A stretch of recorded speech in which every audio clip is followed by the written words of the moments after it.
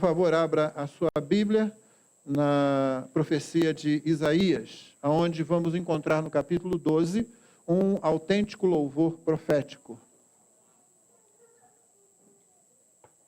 Isaías capítulo 12, o tema da nossa mensagem é um autêntico louvor profético. Talvez a expressão louvor profético seja conhecida de alguns. Talvez a expressão dança profética seja conhecida de muitos aqui.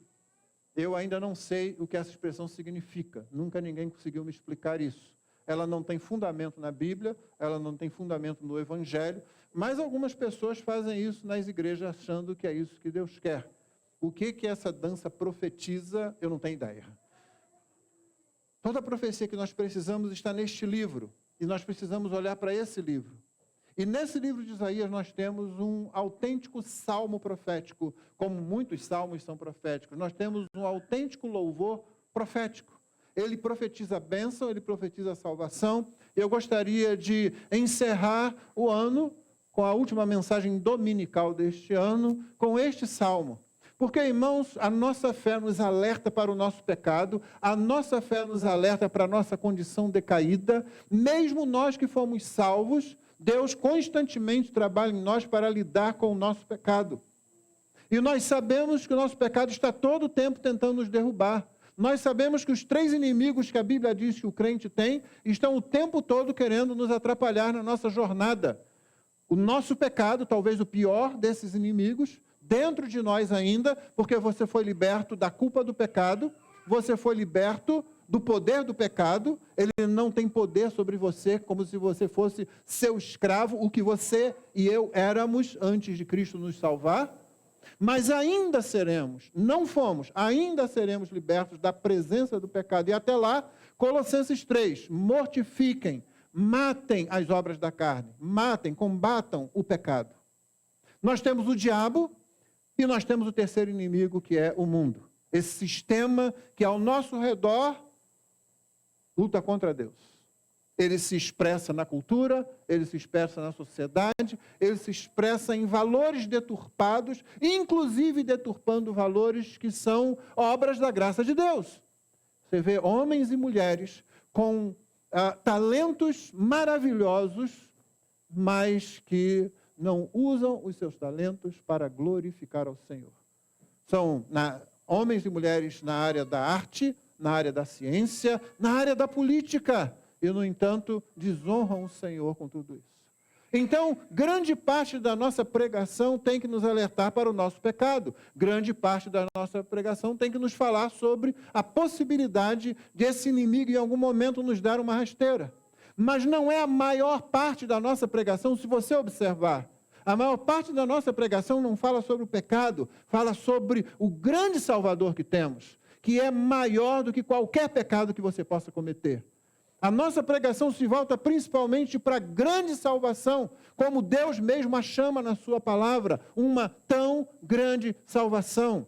Ela é maravilhosa, ela é absurda para a nossa mente, ela combate os nossos preconceitos. Cristo chama a si aqueles pecadores que você não gostaria que andassem com seu filho, com sua filha.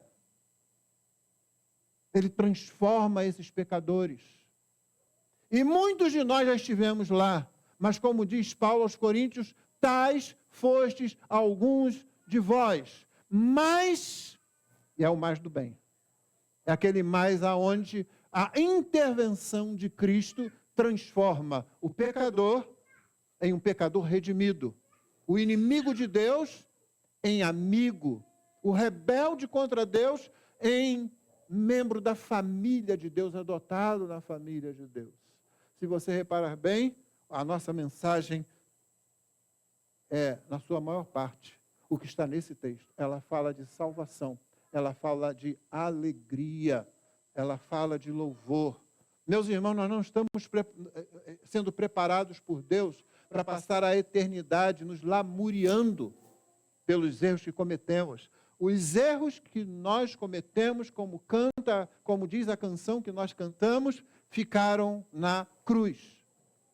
Meu pecado ficou na cruz. Meu passado ficou na cruz. Cristo levou sobre si todas as nossas enfermidades, as enfermidades da alma que nos mantinham afastadas do nosso Criador. Nós não estamos sendo preparados para a lamúria, nós estamos sendo preparados para a alegria. Nós estamos sendo preparados para o louvor. Nós estamos sendo preparados para continuar aquilo que no Éden foi interrompido, só que agora de forma muito melhor. Toda a criatividade, toda a capacidade, toda a possibilidade que Deus deu aos seus vice-gerentes lá no Éden, e que eles desperdiçaram. Não foi totalmente desperdiçada, mas eles desperdiçaram grande parte.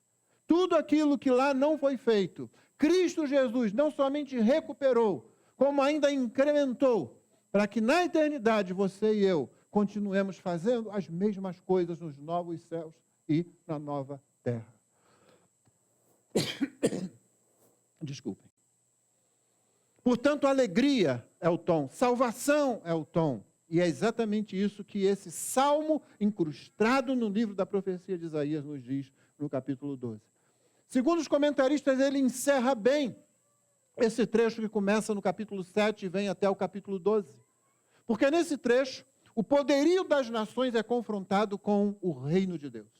Pelo menos de duas formas. O julgamento de Deus sobre as nações, porque elas pertencem a Ele, e é Ele quem as usa, e o uso dessas nações para corrigir o povo da aliança. Sim, o povo da aliança é disciplinado pelas nações, nações a quem eles deveriam ser testemunhas, nações para as quais eles deveriam ser vitrine. Como diz Deuteronômio no capítulo 4, deveria-se olhar para Israel, o povo da antiga aliança, e ver ali um retrato da graça de Deus. Mas nem sempre eles fizeram isso. Então, do capítulo 7 ao capítulo 11, é falado sobre o poder de Deus e o juízo de Deus sobre as nações e o uso que Deus faz das nações para disciplinar o seu próprio povo. Mas aqui, quando se encerra essa parte do livro, Isaías recebe de Deus uma canção de louvor, cujo tema é salvação. Um alerta para você que lê o livro de Isaías, chamado de Pequena Bíblia. Ele tem 66 capítulos, como a Bíblia tem 66 livros, dos quais 39 deles, a primeira parte, fala bastante sobre o juízo de Deus e sobre a santidade e a lei de Deus. E depois, os capítulos restantes vão falar. No mesmo número do Novo Testamento, 27 capítulos, vão falar sobre a salvação, a bondade de Deus. Mas mesmo nessa primeira parte, você tem um cântico de louvor de salvação. E um outro alerta. A profecia de Isaías, aliás, como acontece com os grandes profetas no Antigo Testamento, ela não está em ordem cronológica. Tenha isso em mente. Ela não está em ordem cronológica. Não tente ler como se os acontecimentos narrados estejam ali numa sequência temporal. Não é isso que acontece. Tá? E assim, leiamos o texto. Isaías capítulo 12. Naquele dia você dirá: graças te dou, ó Senhor, porque ainda que te iraste contra mim, a tua ira se retirou e tu me consolas. Eis que Deus é a minha salvação, confiarei e não temerei, porque o Senhor Deus é a minha força e o meu cântico, e Ele se tornou a minha salvação. Com alegria vocês tirarão água das fontes da salvação. Naquele dia vocês dirão: deem graças ao Senhor, invoquem o seu nome, tornem conhecidos entre os povos os seus feitos, anunciem que é excelso o seu nome.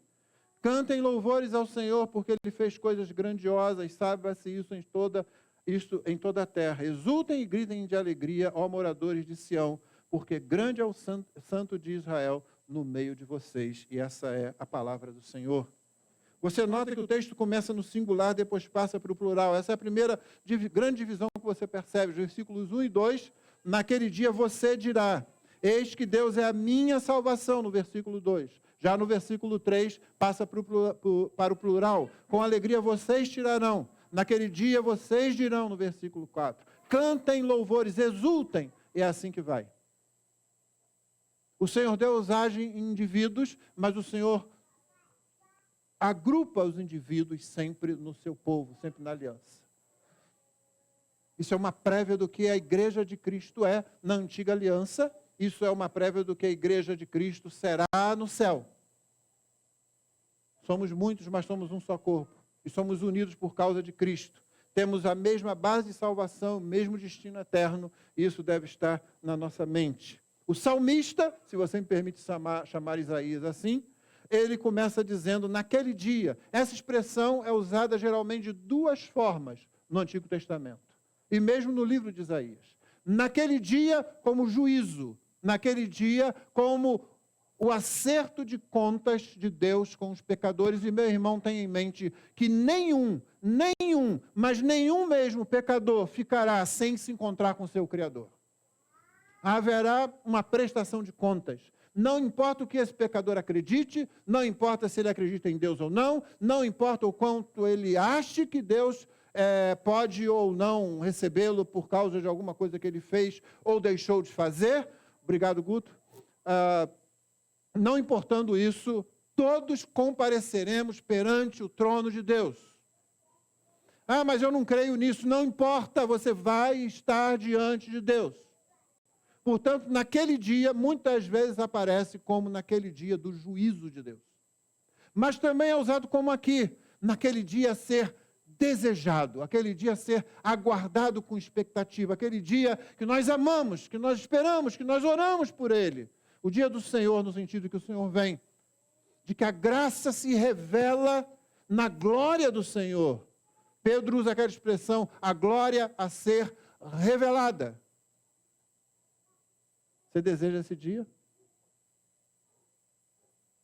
Já contei para os irmãos que quando eu era adolescente na igreja, talvez muitos tenham experimentado isso, tinha um folheto escrito por uma organização cristã, com o intuito de evangelizar, e o folhetinho, que era tipo uma revista em quadrinhos, mas desse tamaninho assim, tinha o título, Esta Foi a Sua Vida. Lembra disso? Talvez os mais velhos se lembrem. Esta foi a sua vida. E a primeira vez que ele chegou à minha mão, eu comecei a folhear, né? E de repente começa assim, o sujeito morre, vem um anjo e leva, e ele já começa a reclamar dali. Peraí, eu nunca acreditei que ia acontecer nada disso, eu sempre achei que terminava tudo. Não, diz para ele o anjo, não é assim não. Não termina aqui. E ele diz, para onde você está me levando? Vai ter mais alguém lá? Ele diz, vai ter muita gente lá. E aí o anjo leva e coloca lá diante do trono. Diante do trono do Senhor, ele começa a dizer, peraí, mas eu não fui mal assim, às vezes eu estava até na igreja e tal. Não importa isso, tudo vai ser esclarecido. E aí começa um filme, uma tela gigante. E o título do filme é Esta Foi a Sua Vida. Aí ele vira para o anjo e fica desesperado. Peraí, você está dizendo que a minha vida vai passar ali? Sim, tudo que você fez. Ai, meu Deus do céu. Ai, Senhor. E eu fiquei do mesmo jeito lendo aquilo. Eu era só um adolescente. Eu já estava preocupado de que coisas que eu pensava, você sabe como é que é um adolescente, passassem diante de todo mundo. Desde aquela época eu desenvolvi a tese de que antes de mim, imediatamente antes de mim, viria alguém como o Ayatollah Khomeini dos anos 70, um das grandes crápulas que existiu nesse planeta, e logo depois de mim, Hitler. Porque aí todo mundo ia esquecer a minha vida. Todos estaremos diante do tribunal de Cristo. Eu não sei se vai funcionar desse jeito. Mas que todas as obras serão apresentadas ali. Naquele dia.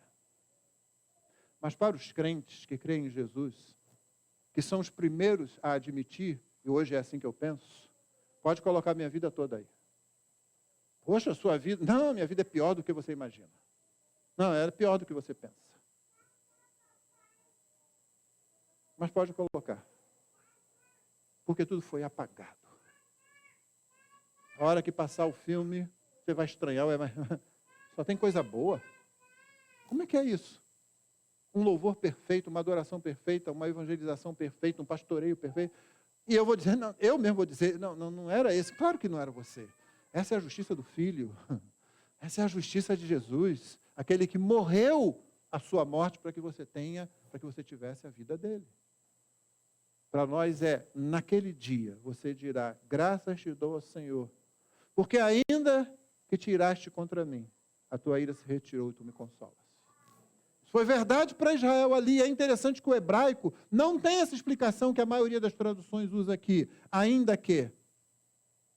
Literalmente o hebraico diz, graças te dou ao Senhor, porque tiraste contra mim, a tua ira se retirou e tu me consolas. E esse deve ser o entendimento. Sim, o ainda que ajuda a gente a entender um pouco, mas o interesse do profeta salmista aqui é que você perceba que aquele que é salvo por Deus, ele diz, graças te dou pela tua ira. A ira proporciona a consolação, que é a própria retirada da ira de Deus. Graças te dou porque na tua justiça tu não te modificaste a ti mesmo, tu não diminuíste a tua divindade, tu não diminuíste a tua santidade, tu não diminuíste o teu poder, tu não diminuíste a tua soberania, tu não diminuíste nada em ti. Mas tu revelaste o teu amor, a tua misericórdia, a tua bondade, a tua longanimidade para mim. Graças te dou porque tiraste e a tua ira se desviou e tu me consolas. Se você ler Romanos, capítulo 3, é o texto sede da doutrina da propiciação. Propiciação é a doutrina que ensina o seguinte: o sacrifício de Cristo torna Deus Pai propício, favorável a nós. Leia Romanos 3,25 principalmente. O Filho se oferece para que a justa ira de Deus seja desviada. Ela está lá, pronta para todo pecador, para todo homem, para toda mulher que já nasceu nesse planeta ou que nascerá. Meus netos estão aqui hoje, pelo menos 6 deles, falta uma. Aqui estão minhas sobrinhas netas também, meu sobrinho neto. E hoje, quando a gente estava almoçando aqui, com a minha filha, meus genros e os netos, uma delas, a mais novinha, dormiu. Passou um garçom e disse assim, até dormindo é bonita. Eu concordo, é isso mesmo. Todos eles, né? Você vai dizer o contrário para mim, para o avô? Eu mando para você falar isso para a avó, vai ser muito pior você falar isso para ela, né? Não olhe para o seu filho, para a sua filha, para o seu neto, para a sua neta, exagerando isso. Eles são pecadores. Eles precisam da redenção que há em Cristo Jesus. Se as crianças vão para o céu, elas vão por causa da redenção que há em Cristo Jesus. Ninguém entra no céu com o próprio nome. Não importa a idade que tenha. Todos nós somos pecadores, merecedores da justa ira divina. Tu te iraste contra mim, mas a tua ira se desviou. O salmista profeta dá graças a Deus, porque houve ira. Deus é o mesmo. Eu não gostaria de ter um Deus diminuído, um Deus esfacelado, um Deus cortado, um Deus adulterado, como muitos são apresentados às vezes. Não, Deus é bonzinho, Deus passa a mão na cabeça, Deus não quer saber. Pode continuar errando, pode continuar fazendo o que você queria fazer. Não, o salmista está apresentando justamente o pensamento de um Israel que percebeu a salvação de Deus quando se arrependeu dos seus pecados, depois da disciplina a qual Deus usou as próprias nações para fazê-la. E assim ele viu, ainda bem que o Senhor se irou, ele continua o mesmo. O mesmo Deus, sabe o que significa? Ele é o mesmo Deus que tem poder sobre as nações, Ele é o mesmo Deus que tem poder sobre o diabo e os demônios, Ele é o mesmo Deus que tem poder sobre todos os homens, Ele é o mesmo Deus que tem poder sobre todos os eventos que acontecem.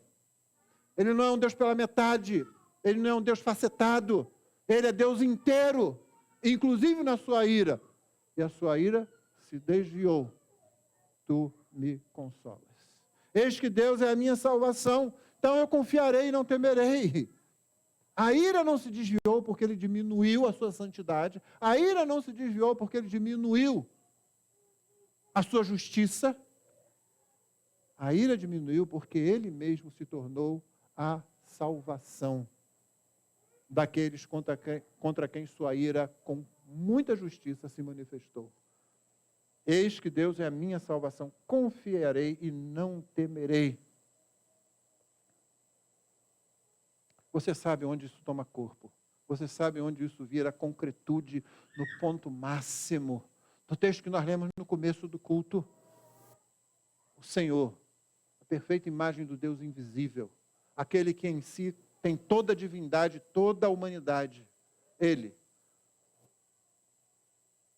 recebeu a justa ira de Deus que se desviou de modo que Deus se tornou propício a nós, pecadores, favorável a nós, pecadores, por causa de Cristo. Em outro texto, Deus diz, o meu próprio braço me valeu, isso é Deus dizendo, para salvar, porque não havia nenhum deles que fosse capaz de salvar a si mesmo. Portanto, diz o profeta, ele é a minha força, o meu cântico, ele se tornou a minha salvação. Como é que se dá ênfase numa língua semita? Repetição. Eis que Deus é a minha salvação, confiarei, não temerei, porque o Senhor Deus é a minha força, o meu cântico, ele se tornou a minha salvação. E aí na transição do verso 3, ele diz, com alegria vocês tirarão água das fontes da salvação. Deixa de ser só eu. Meu irmão, isso é tão importante que é difícil medir essa importância aqui. Essa passagem do eu para o nós.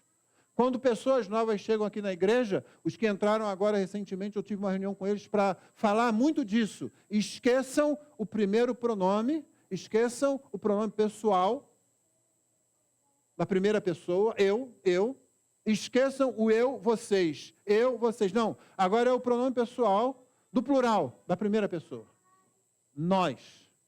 É muito importante isso, porque tem gente que vem para a igreja e parece que nunca é o nós. Ainda é o eu, vocês. Eu aqui, vocês. Não usem isso. Deixe isso para lá. Somos nós. A transição é muito boa. Com alegria, vocês tirarão água das fontes da salvação. O profeta salmista continua agora falando para o povo.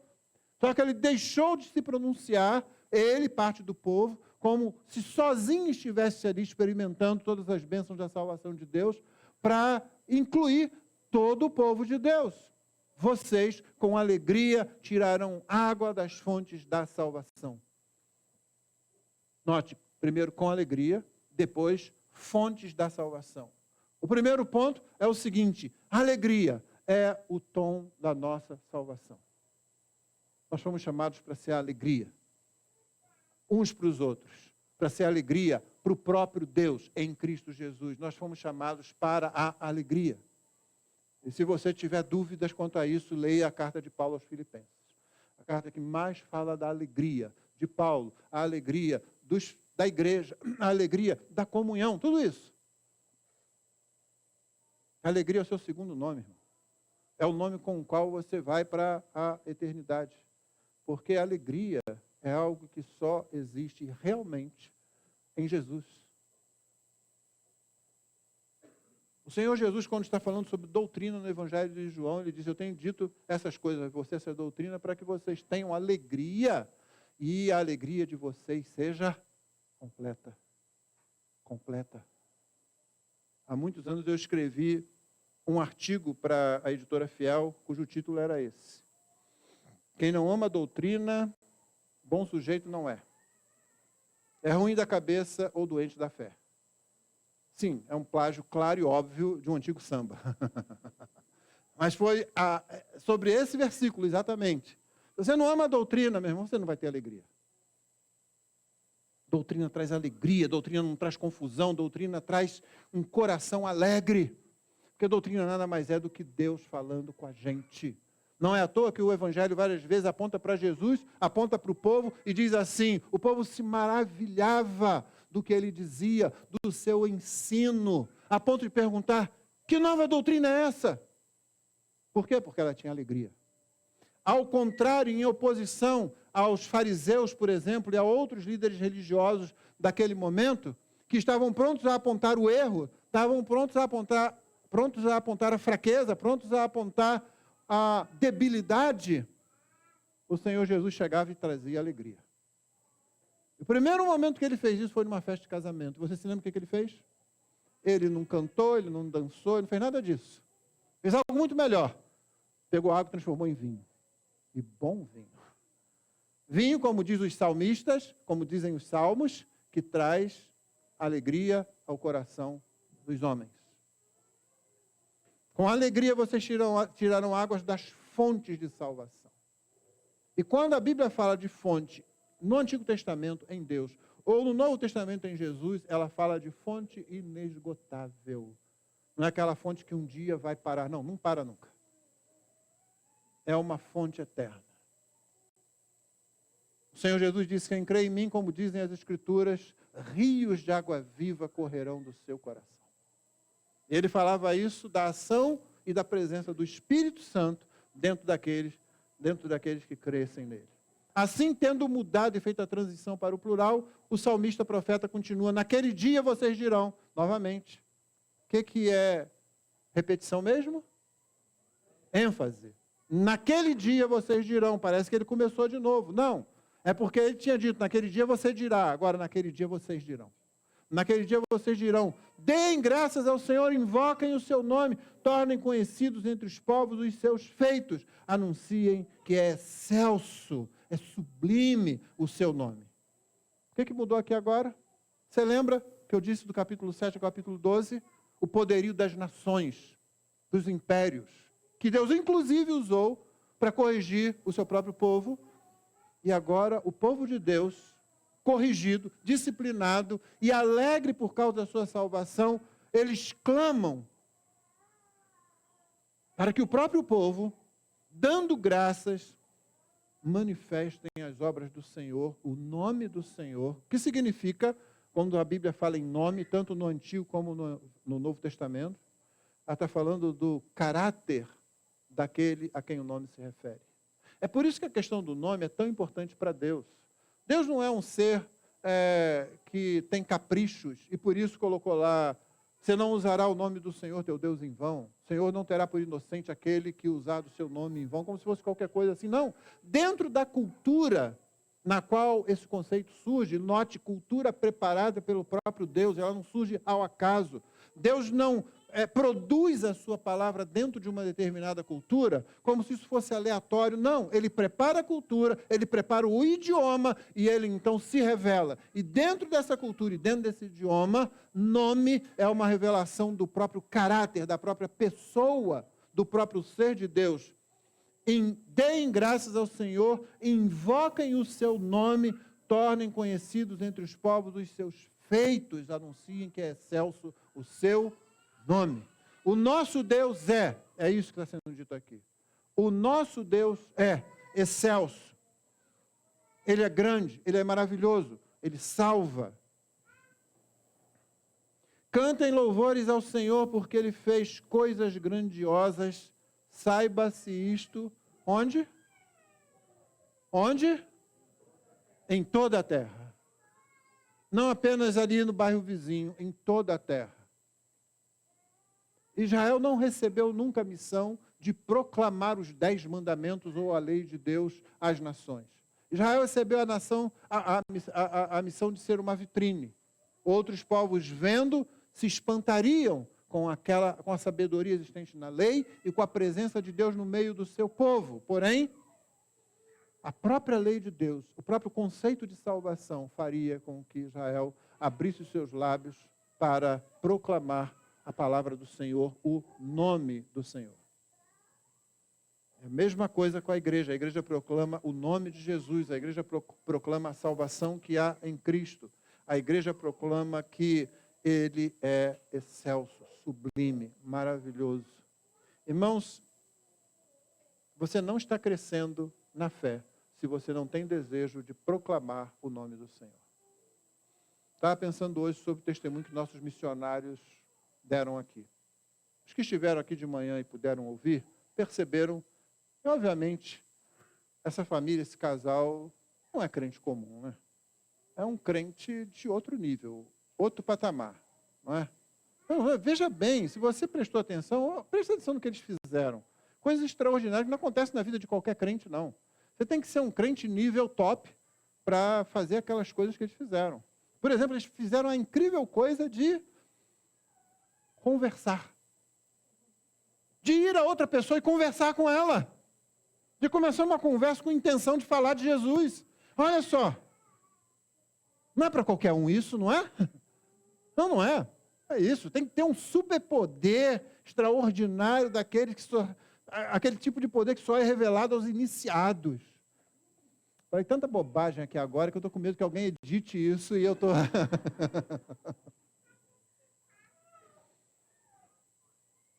Não. O crente, uma vez que ele conhece o Senhor, ele vai falar disso em algum momento. Isso não vai ficar contido dentro dele. Quanto mais você se aproxima de Cristo, mais você vai querer falar. Mais você vai querer que a pessoa note que você é esquisito. Esquisito, é. Sabe como é que é? Que a pessoa note que você não é exatamente igual a ela. Você é um ser humano, você é um homem, uma mulher, está ali. Você faz muitas coisas semelhantes, mas você está doido que a pessoa perceba alguma coisa, né? Quem sabe você deixa cair um folheto assim em cima da mesa, para que alguém pergunte, ué, o que é isso aí? Ah, eu sou crente. Pronto, aí você já começa a falar. É isso que acontece. Cantem louvores ao Senhor, porque Ele fez coisas grandiosas, saiba-se isso em toda a terra. Meu irmão, se você cresce na fé, se você começa a fazer outra coisa extraordinária que exige muita fé, só com muito jejum você faz isso. Ler a Bíblia todo dia. Só com revelação dos céus, com o arcanjo Miguel chegando e falando com você, leia a Bíblia, né? Não, novamente, é a coisa comum, é a coisa ordinária, é a coisa que se espera de cada um e é aquilo que nos alimenta, é aquilo que nos ajuda a discernir que a nossa participação em algum evento onde há não crentes e eles não conseguem perceber que nós temos uma mensagem que diz, saibam todos que o nosso Deus é excelso. Tem alguma coisa errada com você, com a sua fé. Peça a Deus graça, dê o primeiro passo, porque você vai perceber que isso está lá dentro, isso quer sair. A razão da doença na vida de muito crente é porque ele está guardando dentro de si algo que deveria sair. No dia que o profeta Jeremias tentou fazer isso, e ele tinha uma razão que a gente acharia razoável, porque toda a mensagem de Jeremias naquele momento era de juízo contra o seu próprio povo. A sua mensagem era entreguista. Abra os portões de Jerusalém, deixe o povo da Babilônia entrar, porque o Senhor entregou o nosso povo nas mãos do rei da Babilônia, e o melhor que a gente faz é ir para onde ele nos levar, porque isso é Deus que está fazendo. Dia após dia, essa mensagem negativista, essa mensagem enfraquecedora, desanimadora. Quem é o rei, quem é o general que quer um profeta do caos o tempo todo falando esse tipo de coisa ali? Por isso Jeremias sofreu muito. Então, um dia ele falou para si mesmo e falou para Deus, acabou, não falo mais. Não falo mais, chega. Não aguento mais esse negócio. Toda hora eu ponho o pé fora de casa, o pessoal olha, não, lá vem de novo. O dia estava tão bom, parece esse camarada. Mas o testemunho que ele dá é, isso foi como fogo ardendo nos meus ossos. Não posso calar. E como Jeremias era meio abusado, ele diz para Deus, o Senhor me enganou. Não me enganou. Eu pensei que eu podia simplesmente parar, mas não deu. Dentro de mim começou a queimar. A situação à sua volta, a mensagem que ele sabia que tinha que entregar. Meu irmão, muito crente fica doente. Porque guarda dentro de si aquilo que tinha que sair. A mensagem de que o nome do nosso Rei e Salvador é excelso. O seu nome será Jesus, porque ele salvará o seu povo dos pecados deles. Jesus significa o Senhor salva, ou Yahvé salva. E como que termina, não podia terminar de outro jeito, o salmo profético. Exultem e gritem de quê? Olha só. Exultem e gritem de alegria. Não é choro e ranger de dentes que aguarda aquele que crê em Jesus. Exultem e gritem de alegria, ó moradores de Sião, porque grande é o Santo de Israel no meio de vocês. Sim, o mesmo Deus que disciplina. A Bíblia apresenta Jesus logo no primeiro capítulo como o Rei, Senhor de sua igreja, que disciplina. Ele disciplina a sua igreja. Os capítulos 2 e 3, que contém as 7 cartas às 7 igrejas da Ásia. Na maioria delas, Jesus está disciplinando a igreja que está se afastando. Os crentes que estão querendo viver como o mundo. Em algum momento ele aparece, em algum momento ele age. Mas o mesmo Deus que manifestou a sua ira, o mesmo Deus que rege a vida da sua igreja, esse mesmo Deus, é o Deus que é grande no meio do seu povo. Seja o Israel da Antiga Aliança, seja a Igreja de Cristo, que é o povo da Aliança Antiga, com o enxerto dos gentios ali, na Nova Aliança, Cristo continua sendo grande no meio do seu povo. Por isso, exultem e gritem de alegria, ó moradores de Sião, porque grande é o Santo de Israel no meio de vocês. Nós somos chamados à alegria. Meu irmão, não deixe passar um momento de cântico, de louvor, porque em boa parte do culto você está calado, não é? Ou deveria estar. De vez em quando a gente... Bom.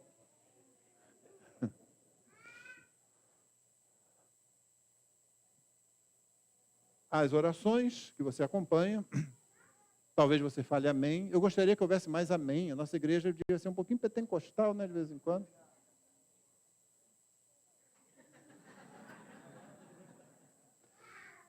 Pode abrir muita porta, né? As nossas netas lá fiscalizam nossas orações. A gente está orando à mesa, por exemplo. Quando termina, a primeira coisa que uma delas diz é isso. A vovó estava falando na oração. Estava falando, ela falou amém. Várias vezes. Deveríamos fazer mais isso em nossa igreja. Não é? Na maior parte do tempo, talvez você esteja ouvindo alguma coisa. Não é? Mas aí vem o momento dos cânticos. Vem o momento da leitura congregacional. Não deixa esse momento passar como se fosse outra coisa. Aliás, uma conversa boa trazida pelo nosso irmão missionário, pastor Rômulo, hoje na nossa reunião, foi justamente isso, que ele observou que aonde ele atua, quando chega o momento da confissão de fé, aquele que hoje foi feito pelo nosso irmão Rodrigo, o povo faz aquilo como parte da adoração. Porque eles estão dizendo o seguinte, isso é o que nós cremos e nós provavelmente seremos chamados a pagar um preço por isso. Isso é o que nós vivemos, isso é o que nós temos que viver e queremos viver, mesmo que haja consequências que não sejam agradáveis. E na nossa igreja, a nossa tonalidade, o nosso tom tem sido mais de instrução, o que é correto, nós vamos continuar fazendo isso. Mas, e os irmãos que estarão aqui à frente nos próximos domingos fazendo isso, seja a recitação do credo, seja a recitação no próximo domingo do pacto da igreja, porque teremos a ceia do Senhor, vamos começar o ano recitando o pacto da igreja, devemos fazer isso como adoração ao Senhor. Você deve fazer isso com a intenção e com o pensamento de que é isso que nós cremos e vivemos. Então, mesmo quando a instrução for dada explicando um ponto, e, na verdade, a confissão que estamos observando agora, a confissão de fé de New Hampshire, ela é autoexplicativa, ela tem uma linguagem... Você notou isso, não notou? Não notou, não? Ela é muito mais tranquila de ler do que a confissão puritana de 1689, que é densa, que é robusta, mas que não tem esse linguajar mais fluente da confissão de fé de New Hampshire. Mesmo quando houver explicação, no momento em que a gente vai fazer a leitura, no momento que a gente faz a leitura da palavra de Deus, estamos lendo o Evangelho de Marcos agora. No momento que você abre a boca para cantar, meu irmão, lembre-se, você está adorando ao Senhor. Não faça desse momento um momento para você fazer outra coisa. Outro dia eu falei com uma criança, que no momento desse você pega a água para beber. Será que viu algum adulto fazer isso? Não, não nessa igreja, né? Com certeza, aqui não. Eu me recuso a acreditar que algum adulto tenha dado esse exemplo para uma criança. Na hora do cântico, eu aproveito e vou beber minha água. Porque eu fiquei com sede. Enquanto a igreja está cantando e louvando ao Senhor. Meu irmão, aproveite esse momento, exulte, grite de alegria. Porque naquele dia, no dia do grande reencontro, no dia da glória a ser revelada, no dizer de Pedro, você vai gritar. Então treina desde agora. Vocês não precisam começar a gritar aqui como um maluco, simplesmente não. A não ser que o Espírito conduza você a isso, mas se for assim, você vai fazer isso independentemente de outros fazendo ou não. Eu gosto muito disso na cultura africana. Eles não têm socialismo gospel lá, não. É um sujeito que quer gritar no culto, mas ele quer que todo mundo grite, né? Não. Lá, se um quer fazer alguma coisa, ele simplesmente faz. Fica de pé e canta, bate palma, sem esperar os outros. Não está ali. Ele está louvando ao Senhor. Aqui não. Aqui a gente, pastor, a igreja devia fazer isso, faz aquilo mesmo. Faz, ué. É assim que você quer louvar a Deus? Aí a pessoa vai fazer, ela não faz, ela fica constrangida ali. Então não está vindo de Deus, não. Ah? Mas cante. Solte a voz para louvar o Senhor. Exulte e grite de alegria. Exultem e gritem de alegria, ó moradores de Sião. Grande é o Santo de Israel no meio de vocês. Meus irmãos, terminamos o ano com uma nota de louvor pela salvação que há no grande Deus que habita no meio do seu povo, que habita no nosso meio. E que esse seja o ponto. Se de manhã pensamos sobre humildade, pense nessa noite sobre alegria, sobre salvação. Porque esse é o meio ambiente no qual você vive. E é nesse meio ambiente que você vai crescer na fé para proclamar às nações e para chamá-las ao louvor a Deus, aquele Deus cujo nome é grande, cujo nome é excelso. Deus nos abençoe. Vamos ficar de pé, vamos orar, depois nós vamos cantar e então a transmissão será interrompida. Deus abençoe você. Talvez você tenha nos acompanhado muitas vezes ao longo do ano. Nós renovamos o convite para que você esteja aqui onde o culto acontece e que você seja abençoado. Louvado seja o teu nome, Senhor, porque a tua ira se retirou em Cristo Jesus. E nós podemos com segurança chegar à tua presença. Ajuda-nos para que não retenhamos aquilo que precisa sair pelos nossos lábios e por todas as expressões de nossa vida, que é o testemunho do grande Deus, do nome do excelso Deus, o Deus que salva pecadores, o Deus que tem misericórdia, o Deus que busca pecadores, Senhor. Que isso seja anunciado em nossa vida, de modo que muitos venham a crer em Jesus e também sejam salvos e tenham participação na alegria que só tem aquele que crê em Jesus. Oramos assim em nome de Jesus. Amém.